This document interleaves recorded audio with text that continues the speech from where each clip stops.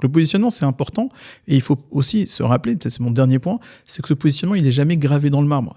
Un bon freelance, c'est quelqu'un qui est capable, année après année, de rajouter et d'enlever une partie de son offre. J'ai pas dit de refaire de A à Z toute son offre, mais on peut imaginer, je sais pas, que 10%, 20%, 30% de son offre ait été modifiée d'année en année, parce qu'il y a des choses qui deviennent obsolètes, moins demandées, il y a des choses qui au contraire sont devenues beaucoup plus demandées, et ça vaut la peine de se positionner là-dessus. Donc un positionnement, c'est pas quelque chose de définitif, c'est quelque chose qui vit, qui bouge, qui est mobile. Parfois, j'ai des personnes qui viennent, qui après un coaching me disent « Tiens, j'ai beaucoup de leads, merci Emmanuel, mon profil est beaucoup plus visible, j'apparais plus fortement, j'ai plein de vues de profil, j'ai des leads, mais mes leads ne signent pas. » Quand je regarde un petit peu le détail, lorsque je prends le temps de regarder un peu les échanges qu'ont eu les freelances, qui me racontent un peu ce qu'ils ont fait, je me rends compte en fait que la plupart du temps, il y a des problèmes qui reviennent.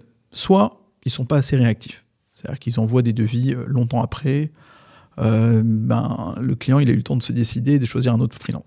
Soit sont des freelances qui certes ont envoyé un devis, mais le tarif n'était pas cohérent, ou le devis n'était pas assez explicite, on ne voyait pas exactement ce qu'il y avait à l'intérieur.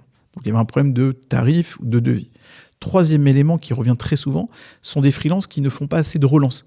C'est-à-dire qu'ils ont envoyé une fois, ils laissent traîner, le client parfois a oublié, c'était pas si urgent, ou bien il s'est décidé il a trouvé une autre solution, alors qu'en réalité, le freelance doit relancer et encore relancer.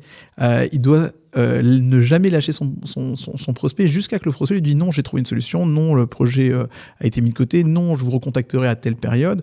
Mais c'est important de maintenir la relation avec votre prospect pour lui montrer votre intérêt et qu'il vous garde. Ça m'arrive très régulièrement que des gens me disent « Emmanuel, j'aimerais bien travailler avec toi, mais ce ne sera pas maintenant, on fait le point dans 3 mois. » Ça m'arrive de signer des clients 4 mois, 5 mois, 6 mois après.